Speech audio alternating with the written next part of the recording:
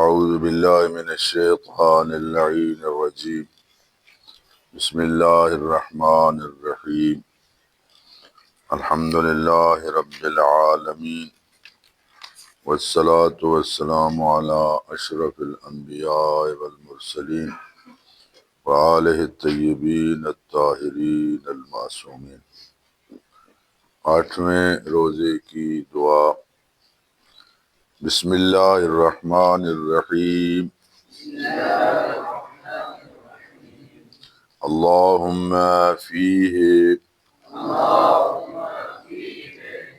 رحمت الایتام و اطعام الطعام و افشاء السلام و صحبت الکرام بطولک یا ملجأ العاملین۔ اللہم صل علی محمد وآل محمد۔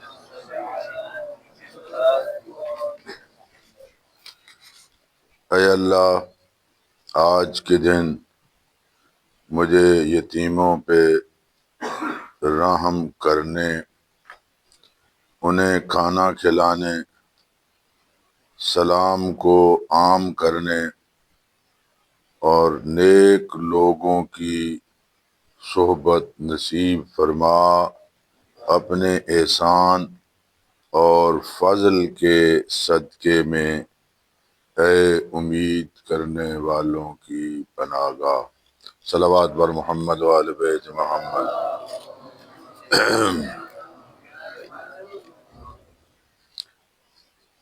اس دعا میں 4 عظیم کام یا 4 عظیم صفات کو بیان کیا گیا ہے جو ایک صالح اور نیک معاشرے کی بنیاد بن سکتی ہیں۔ پہلا عنوان رحمت الایتام، یتیموں پہ مہربانی، ان کے ساتھ اچھا سلوک کرنا۔ قرآن مجید میں بہت سارے مقامات پر یتیموں کے ساتھ زیادتی اور ظلم کی مذمت کی گئی ہے، ان کے مال کو ناحق طریقے پہ کھانے کی بھی مذمت ہوئی۔ اس آیہ مجیدہ میں جو سورہ ماعون کے اندر ہے، فَذَلِكَ الَّذِي يَدُعُّ الْيَتِيمَ وَلَا يَحُضُّ عَلَىٰ طَعَامِ الْمِسْكِينِ، یہ وہی شخص ہے جس نے یتیم کو دھکے دیے، جو یتیم کو دھکے دیتا تھا اور مسکینوں کے کھانا کھلانے پر آمادہ نہیں کرتا تھا۔ ایک ہے کھانا کھلانا اور ایک ہے دوسروں کو آمادہ کرنا کہ وہ غریبوں اور مسکینوں کو کھانا کھلائے۔ سورہ الضحیٰ میں فرمایا اما الیتیم فلا تقہر، یتیم پر سختی نہ کرو۔ پیغمبر خاتم صلی اللہ علیہ وآلہ وسلم تشریف فرما تھے، آپ نے اپنی 2 انگلیوں کا اشارہ کیا، فرمایا انا وکافل الیتیم کہاتین فی الجنہ، میں اور یتیم کی کفالت کرنے والا جنت میں اس طرح ہوں گے، اکٹھے ہوں گے جس طرح یہ میری 2 انگلیاں ہیں۔ اس سے آپ اندازہ کر سکتے ہیں کہ اس کی کتنی اہمیت ہے۔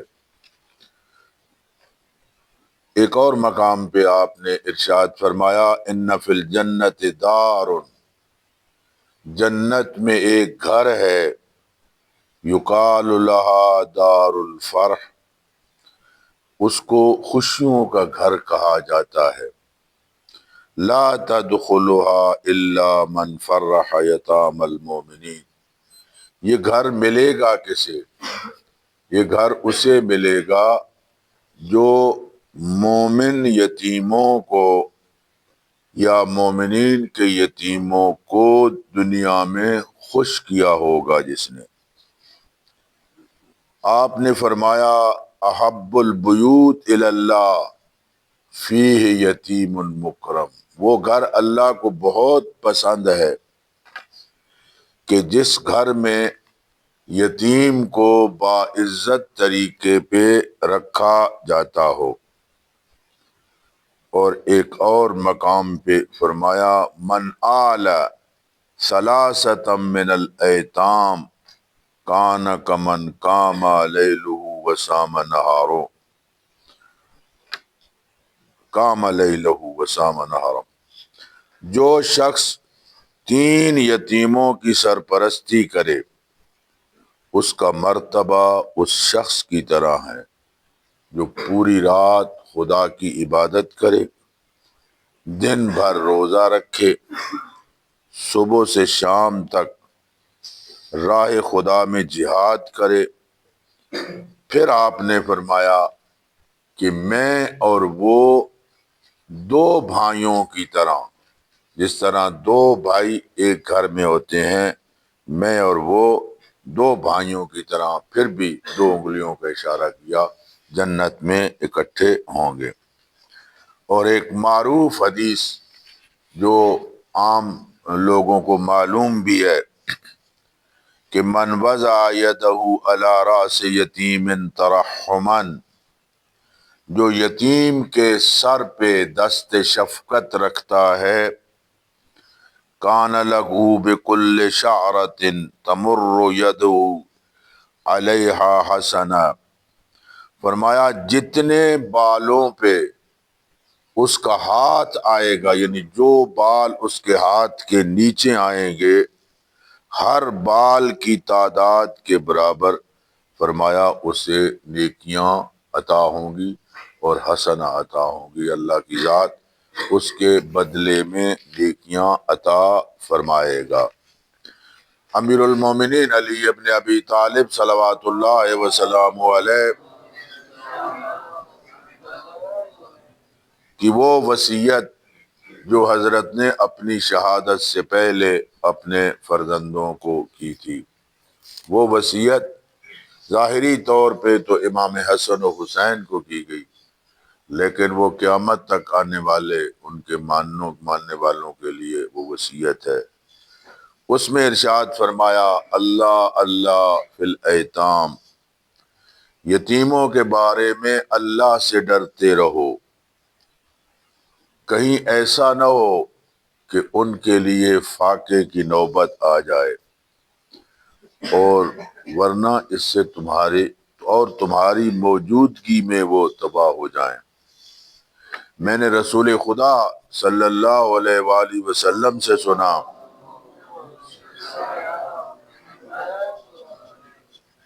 آپ نے فرمایا کسی یتیم کی کفالت کرنے والے پر اللہ جنت کو واجب قرار دیتا ہے۔ جو یتیم کی کفالت کرتا ہے، جس طرح یتیم کا مال کھانے والے پر جہنم کو واجب قرار دیا جاتا ہے، جنت اس کے لیے حرام ہو جاتی ہے، اسی طرح جو یتیم کی کفالت کرتا ہے، اللہ کی ذات اس پر جنت کو واجب قرار دیتی ہے۔ بہت بڑا اجر اور بہت بڑا ثواب، فقط پیسے دینے کافی نہیں ہے، وہ شفقت پدری سے محروم ہیں، ان کو وہ شفقت دینی بھی ضروری ہے۔ مدینے کے یتیم بچے ان کے ساتھ امیر المومنین کا جو سلوک ہوتا تھا، غیر یتیم یہ آرزو کرتے تھے کاش ہم یتیم ہوتے، اور ہمارے ساتھ بھی یہ سلوک ہوتا۔ جنگ خیبر جب فتح ہوئی، مسلمانوں کو بہت مال غنیمت ملا تھا، درہم و دینار، سونے اور چاندی کے سکے۔ مدینے کے لوگ جب واپس آئے تو اس رات ایک عید کا سماں تھا، ہر گھر میں اچھے کھانے پکے۔ حسنین اس گھر میں بھوکے تھے۔ خاتون جنت نے پوچھا، یا علی، آپ کو غنیمت میں سے کچھ نہیں ملا تھا؟ فرمایا، دختر پیغمبر ملا تھا۔ آپ کا مال کہاں گیا؟ فرمایا، جب لشکر اسلام مدینے پہنچا تو مدینے کے بچے شہر سے باہر آئے ہوئے تھے، ہر شخص سواری سے اترا، اس نے اپنے بچے کو گود میں لیا۔ کچھ بچے وہ تھے جنہیں گود میں لینے والا کوئی نہیں تھا۔ میں سواری سے اترا، میں نے ان تمام یتیموں کو جمع کیا، اپنی گود میں لیا، ان کے ساتھ پیار کیا، اور جتنا مال غنیمت مجھے ملا تھا میں مدینے کے یتیموں میں تقسیم کر کے آ گیا۔ انہیں شفقت اور یہی خدمت انسان کی اسے جنت میں لے جائے گی اگر ایک یتیم کی کفالت کرتا ہے۔ اطعام مطعام، سورہ دہر کے اندر ارشاد ہوتا ہے، وَيُطْعِمُونَ الطَّعَامَ عَلَى حُبِّهِ مِسْكِينًا وَيَتِيمًا وَأَسِيرًا إِنَّمَا نُطْعِمُكُمْ لِوَجْهِ اللَّهِ لَا نُرِيدُ مِنْكُمْ جَزَاءً وَلَا شُكُورًا۔ وہ اپنی خواہش کے باوجود، خود بھوک کے باوجود، مسکین، یتیم اور اسیر کو کھانا کھلاتے ہیں، اور پھر ان سے یہ جملہ بھی کہتے ہیں، ہم تم سے کچھ نہیں، ہم تو صرف رضائے خدا کے لیے کھلا رہے ہیں، تم سے کوئی نہ معاوضہ چاہتے ہیں نہ شکر گزاری چاہتے ہیں۔ سورہ دہر اور آیات بھی اہل بیت کی شان میں ہیں، گویا یوں کہا جائے کہ سورہ دہر قصیدہ ہے اہل بیت کی شان میں، تو مبالغہ نہیں ہوگا۔ فریقین نے، شیعہ اور سنی علماء نے اپنی کتابوں میں لکھا ہے کہ یہ آیت اہل بیت کی شان میں اتری۔ حسنین علیہم السلام بیمار ہوئے، ان کی شفا کے لیے 3 دن کے روزوں کی نذر مانی گئی۔ اللہ نے حسنین کو شفا دی۔ حضرت علی بن ابی طالب، حضرت فاطمہ الزہرا اور ان کی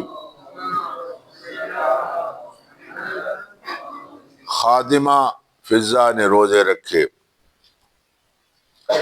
افطاری کا وقت آیا، پہلے دن ایک مسکین نے دستک دی، میں مسکین ہوں۔ دوسرے دن یتیم نے، تیسرے دن قیدی سائل بن کے آیا۔ اہل بیت علیہ الصلوۃ والسلام نے سارا کھانا رضائے خدا کے لیے انہیں دے دیا، اور صرف پانی سے افطار کر کے فاقے سے رہے۔ جب اہل بیت علیہ الصلوۃ والسلام نے یہ ایثار و قربانی کی مثال قائم کرتے ہوئے مسکینوں، یتیموں اور اسیروں کو کھانا کھلایا، تو اس سے ہمیں کیا درس ملتا ہے؟ ہمیں درس کیا لینا چاہیے؟ اللہ تعالیٰ غریب پروری کو پسند کرتا ہے۔ اہل بیت کی سیرت میں غریب پروری سر فہرست ہے۔ اپنے بچوں سے دوسروں کو مقدم سمجھنا۔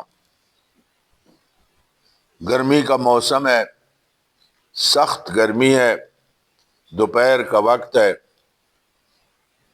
جناب سیدہ نے کہا کہ گھر میں کھانے کو کچھ نہیں ہے حسنین کے لیے، آپ جائیں کچھ لے آئیں، کچھ چیز لے آئیں۔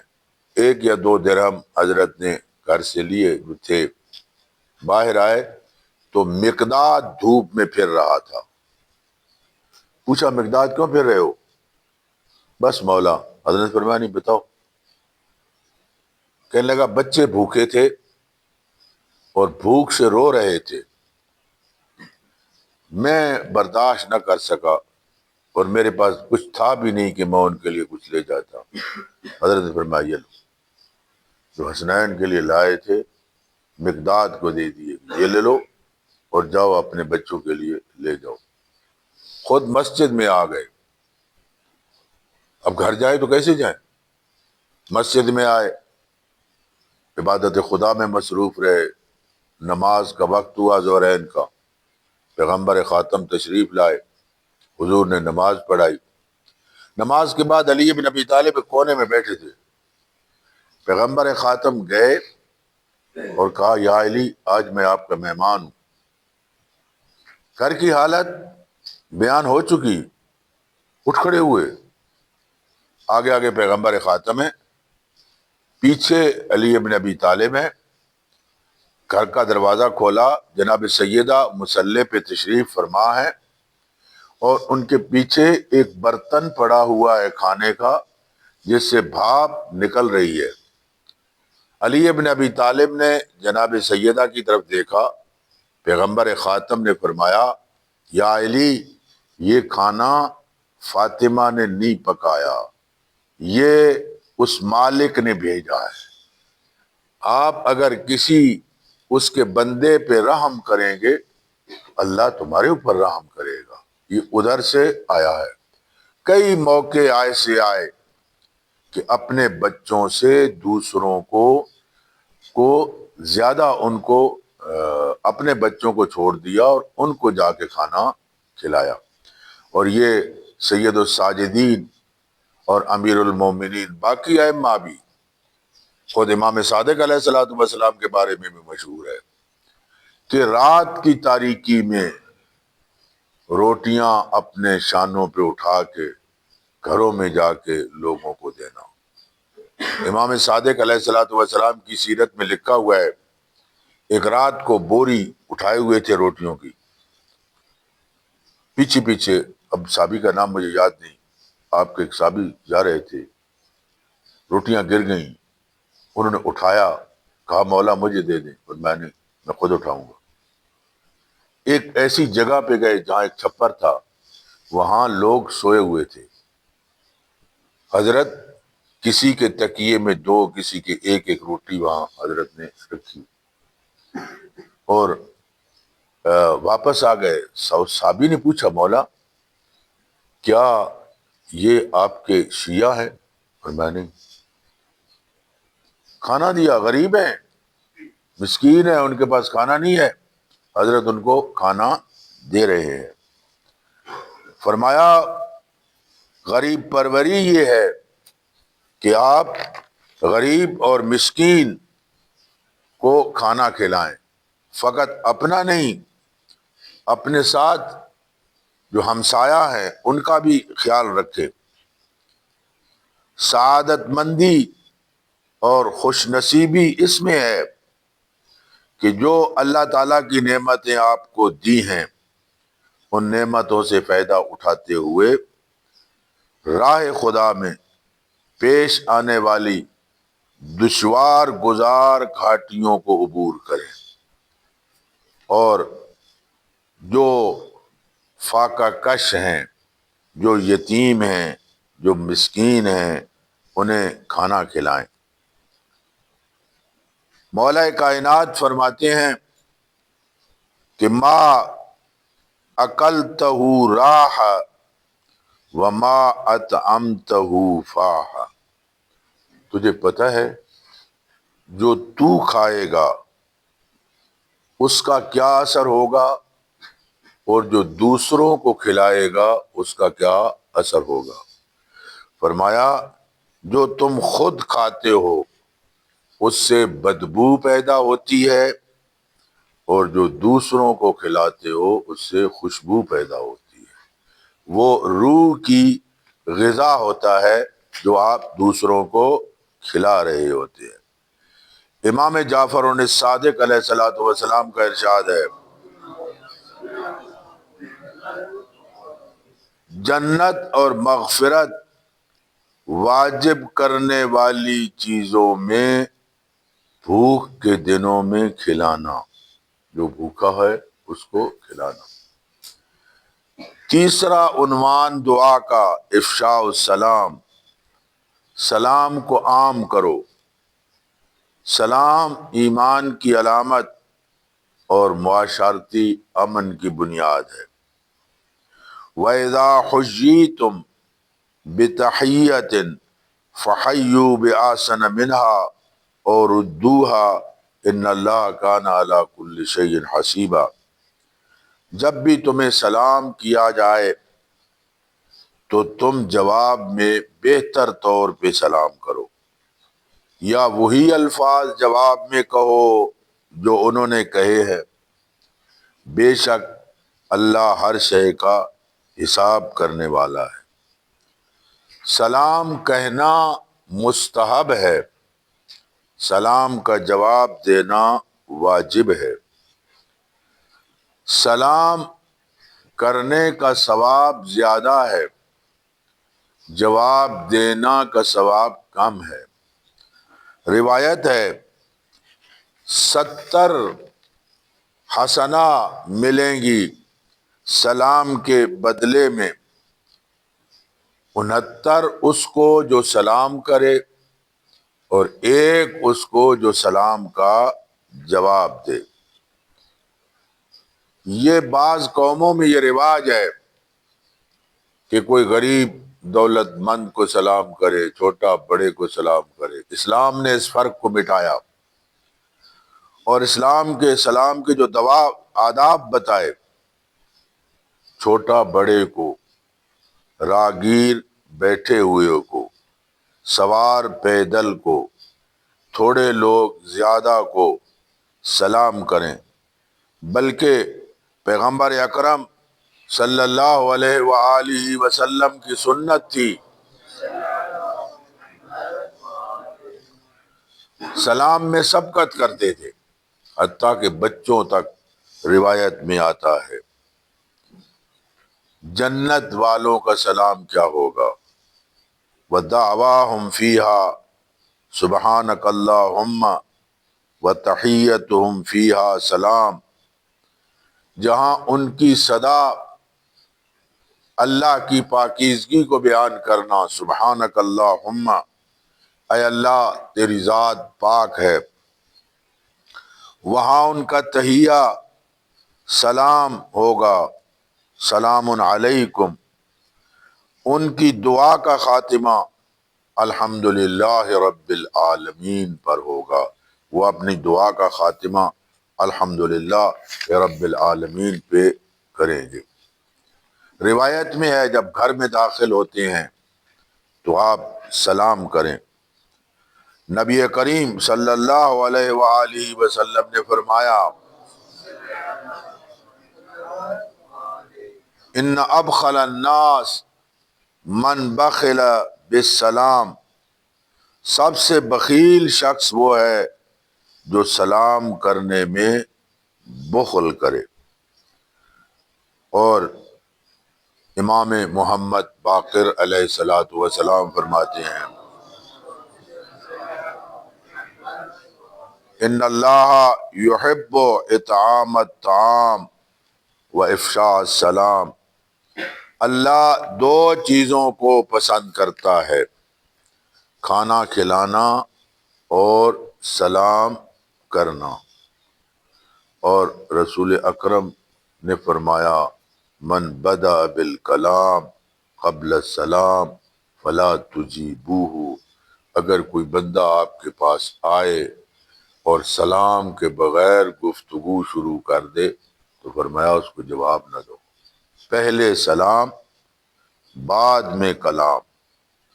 اور پھر آخر میں ایک روایت، بہت عجیب روایت اور بڑی عظیم روایت، فرمایا جنت میں ایسے کمرے ہوں گے کہ باہر سے ان کا اندر اور اندر سے باہر نظر آئے گا۔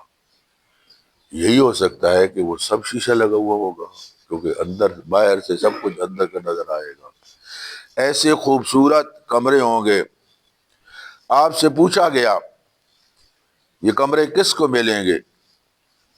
گویا فرمایا میری امت کے وہ افراد ان کمروں میں ہوں گے جن میں 4 صفتیں ہوں گی، جو اچھی گفتگو کریں گے۔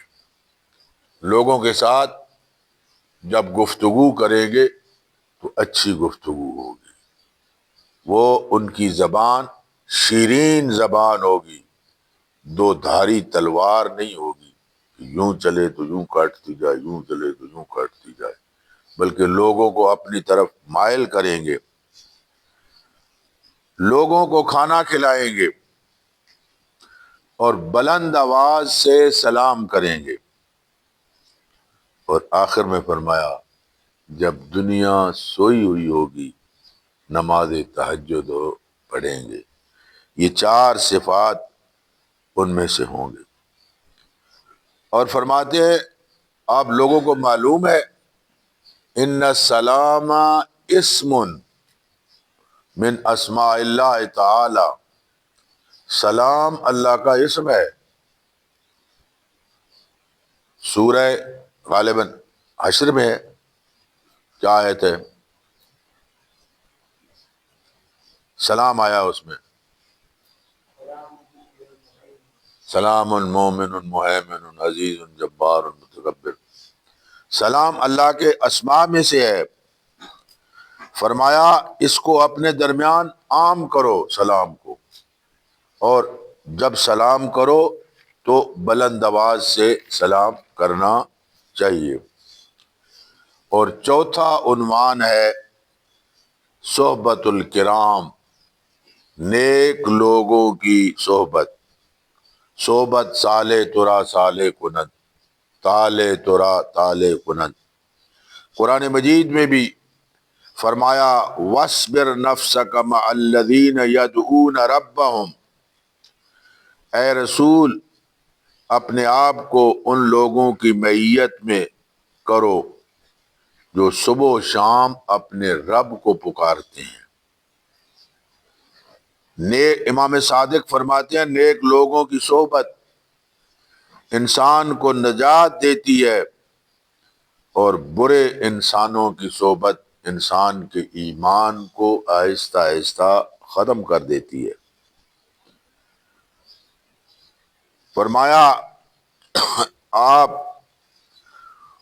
ان کی صحبت میں بیٹھو، ان کے ساتھ ہم نشینی کرو جنہیں دیکھ کے خدا یاد آ جائے، ان کے اندر اتنی روحانیت ہو کہ آپ انہیں دیکھیں خدا یاد آئے، اور ان کی محفل میں بیٹھو تو تمہارے علم میں اضافہ ہو۔ اور فرمایا تمہیں وہ آخرت کی یاد دلائے۔ بلکہ ایک روایت اور ہے جس میں فرمایا کہ ان لوگوں کے ساتھ بیٹھو کہ جو تمہیں، یعنی مفہوم عرض کر رہا ہوں اس روایت کا، جو تمہیں نصیحت کرے تو تمہارے آنکھوں سے آنسو آ جائے، اور ان کی محفل میں نہ بیٹھو کہ جو وقتی اور ہنسنا اور ہنسانا اور مذاق اور یہ کریں۔ فرمایا وہ لوگ، وہ اس کا مفہوم یہی بنتا ہے کہ جن کی محفل تمہیں آخرت یاد دلائے۔ اور فرمایا احب اخوانی الیہ من احدا عیوبی الیہ، میں ان بھائیوں کو، ان دوستوں کو پسند کرتا ہوں جو میرے عیبوں کا مجھے ہدیہ کرے۔ آج آپ کسی کو بتائیں کہ جناب یہ آپ میں کمزوری ہے، وہ اس پر لڑائی کرے گا، تم بڑے نیک ہو۔ یہ امام فرما رہے ہیں، معصوم فرما رہے ہیں، معصوم ہر عیب سے پاک ہوتا ہے۔ یہ ہمارے لیے بتا رہے ہیں کہ دیکھو، جو بندہ تمہاری کمزوری کی طرف متوجہ کرتا ہے وہی تیرا دوست ہے، حقیقی معنوں میں وہ تیرا دوست ہے۔ جو تیرے عیب کو تجھے نہیں بتاتا وہ تو تیرا دشمن ہے، وہ تیرا دوست نہیں ہے۔ اور پھر فرماتے ہیں حکماء کی صحبت اختیار کرو، علماء کے ساتھ بیٹھو، دنیا داروں سے بچو۔ اگر تم علماء کی محفل میں بیٹھو گے، حکماء کی صحبت اختیار کرو گے، دنیا سے بچو یعنی دنیا داروں سے بچو، تو پھر جنت تمہارا مسکن ہوگی۔ ان چار صفات کا آپس میں تعلق ہے۔ رحمت الایتام سے دل نرم ہوتا ہے، اطعام الطعام سے انسان سخی بنتا ہے، سلام کے عام کرنے سے تکبر ختم ہوتا ہے، انکساری اور تواضع آتی ہے، اور صحبت صالح سے انسان کی روح محفوظ رہتی ہے۔ اور یہ چار چیزیں جمع ہو جائیں تو ایک انسان کامل انسان بن جاتا ہے۔ اور ان چار چیزوں کا رمضان سے بھی تعلق ہے، چاروں کا، یہ فقط عمومی نہیں ہے۔ رحمت الایتام، یتیموں پہ رحم کرو، یعنی اپنا فطرہ یتیموں کو دو۔ اطعام الطعام، یتیموں کو افطار کراؤ۔ افشاء السلام، نماز میں، مسجد میں نماز پڑھو، ایک دوسرے سے ملاقات کرو، مصافحہ کرو، سلام کرو۔ صحبت الکرام، جب مسجد میں جماعت کے ساتھ نماز پڑھو گے تو ظاہر ہے وہ اچھے لوگوں کی صحبت تمہیں اختیار ہوگی۔ اور آخر میں دعا ہے بِطَوْلِکَ یا ملجأ العاملین۔ طول، فضل، احسان، مہربانی۔ یہاں بندہ اپنے پروردگار سے دعا کر رہا ہے، اے اللہ میں اپنے عمل کی بنیاد پر نہیں بلکہ تیرے فضل کی بنیاد پہ سوال کر رہا ہوں۔ یہ غالباً صحیفہ سجادیہ کی کسی دعا کے جملے ہیں۔ اے اللہ میں خود اس کا مستحق نہیں ہوں، اگر تو عطا کرے گا تو اپنے فضل سے عطا کرے گا، اس لیے کہ ہماری عبادتیں کامل نہیں، ہماری نیتیں کمزور ہیں، ہمارے اعمال ناقص ہیں۔ میرا مالک تو وہ ہے جو مایوس لوگوں کو امید دلاتا ہے، ٹوٹے ہوئے دلوں کا سہارا ہے، اور جو ہاتھ اٹھے اس کو خالی کبھی نہیں لوٹاتا۔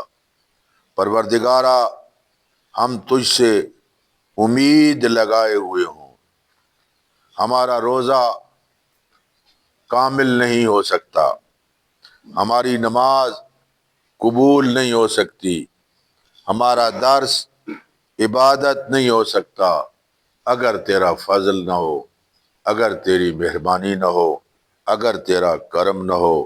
پروردگارا ہمیں اپنی عبادت پہ نہیں تیرے فضل پہ اعتماد ہے، تیری رحمت پہ اعتماد ہے، تیرے اوپر سہارے پہ اعتماد ہے۔ پروردگارا کبھی ہمیں ہمارے نفس کے حوالے نہ کر۔